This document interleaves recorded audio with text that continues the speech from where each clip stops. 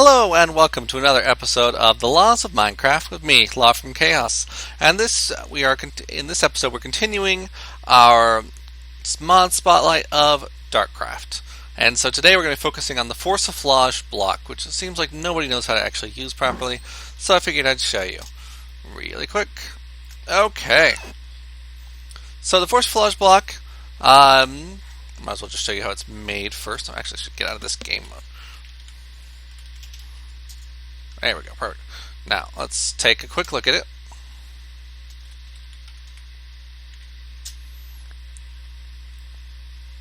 If I can find it, anyway.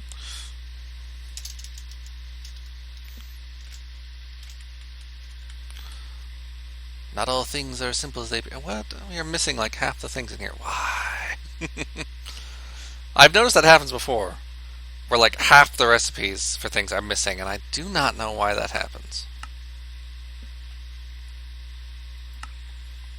Let me take a quick look at this.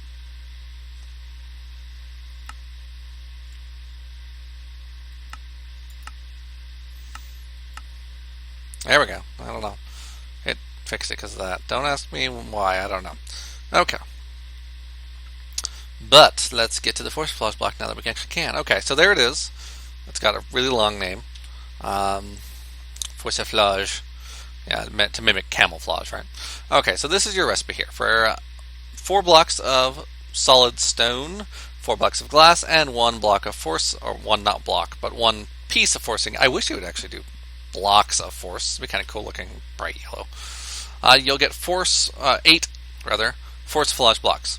Now these are blocks that can be disguised as other blocks. You take a wrench. I've tried it with a couple different wrenches. I don't know if it works for every single one, but I know it at least works for the force wrench. And I think the BuildCraft wrench was the other one I tried. So you right click on that and it will discuss mode with you. For example, allow none. This means when it says that, allow none, it means it is solid for everyone. It's a solid block. So nobody can walk through it, nothing.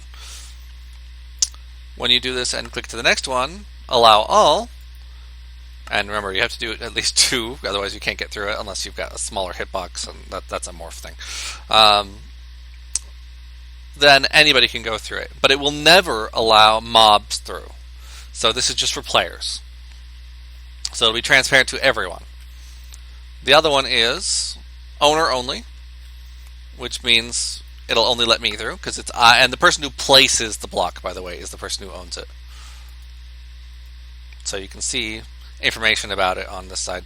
DartCraft's really good about giving you information, but it's not always as intuitive as you'd like, and you're looking at it and going, what? How does that work? So I just want to make sure everybody knows. And then there's trap mode. And trap mode essentially is the reverse of owner mode. It'll be solid to the owner, but transparent to everyone else, and they'll fall right through it. So that's excellent for making traps if you're on a PvP server or something like that, because these can only be moved, changed, everything else by the person who actually owns them. They are essentially explosion proof, so they are a fantastic block if you want to make traps or secret rooms or a combination of those things, so that your secret room has trap blocks on the bottom that all drop into a dangerous pit so that nobody can stand in it, but the sides are all owner blocks only, so only you can go through. Normally they'd have to use some like magic spell to get through the sides, and then when they did, they kill them. That's the kind of thing you're looking for. But they're also just good disguise blocks, because you might have noticed there's this little slot here. So first of all, it'll only take 1 there. So if you try to do it with, for example, like this, if you try to put the whole stack there, or even just right click, left click with it, it doesn't do anything. It won't take it. But you can see it's disguising itself perfectly as that particular block.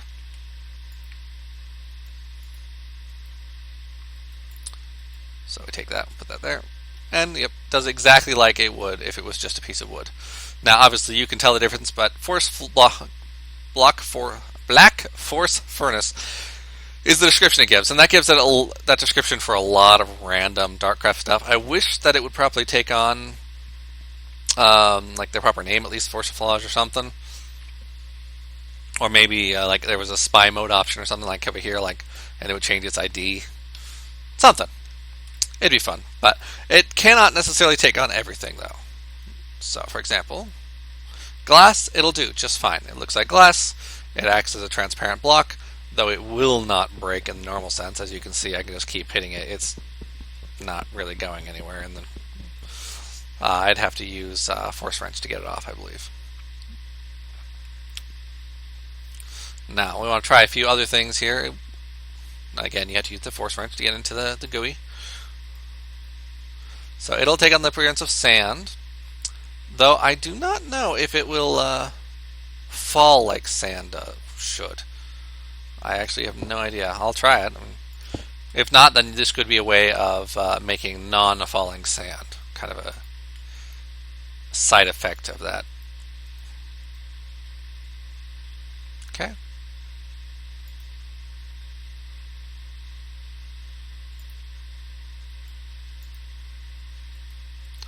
Again, one.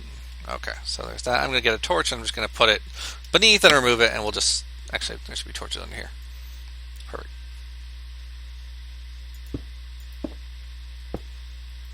Okay, so it'll act like sand should, and in the sense that it looks like sand, but it won't fall. So this you could use to create a very fantastical, fragile looking thing of sand that never is going to fall. So, you know, there's some fun uses for that. Yeah, I wanted to test that. I hadn't actually tested that. I wasn't sure whether it would actually imitate sand because of the falling mechanic it normally employs. Oh, actually, that's a good question. Okay, so it'll let you put torches onto glass, which you normally cannot do with Forceaflouge blocks. So, because glass normally, because it's transparent, won't let you put torches and stuff on it. I'll check this with a regular torch too, just in case, because we want to make sure that all things are replicatable for normal people. Yep. So even though it's a completely transparent, beautiful block, it will hold torches. So now your glass can actually hold on to them. So that's a whole separate now. Okay. I don't think it'll hold on like to a texture like a torch, though. Yeah, I didn't think so. Items are definitely not going through. And I don't know whether it would hold on to its own texture. Forceaflouge. Nope. Okay. Ice, no idea. If it does, it'd be kind of cool. Oh, it will. So it'll hold on to ice, and I think this means that this is one of the ways to make ice that will not melt.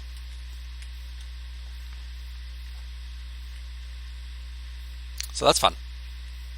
So we've got another transparent block, and as you can see, I've got a torch going right beneath it. So if it was going to turn into water, it would have done so already, I think. But we'll just keep going just in case. I wanted to check with water source blocks, see if it would let you do that. Obviously, these would be kind of things you'd only be able to use in kind of creative mode, but no, I don't think so. Okay, and then there's some blocks that have animations in them, like lava stone. Yeah, and that's what I thought. It won't handle some animated blocks. Actually, I think it might not handle any animated blocks. We can check with a few other ones. Let's see. Magic Wall from Ars Magica.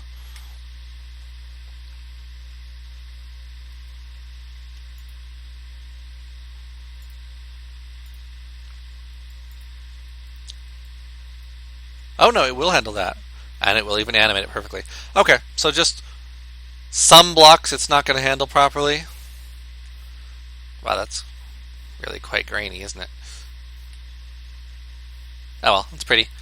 But it handles it just fine, and you could make this, you could have your magic wall texture with allowing just you, so it's, you know, like a magical wall that lets you through and nobody else. Unfortunately, there's no way to key in secondary players or anything else like that if you're sharing a base as of yet. But as you can see, there's quite a few very useful functions.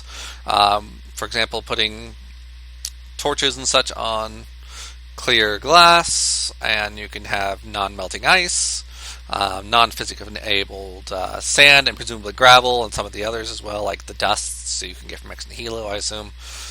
Oh, you might as well text. There's, let's get dusts. Let's get some of those, and we'll just test it real quick. So, random Ex Alicio.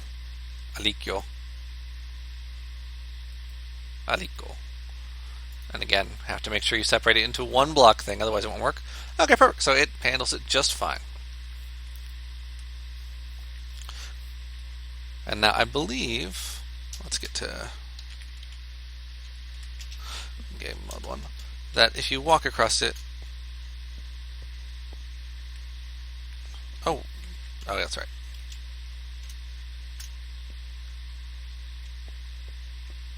So yeah, that would be how trap would work. By the way, if this was trap and it was not my block, I would just fall right through it. Wouldn't have any idea it was coming.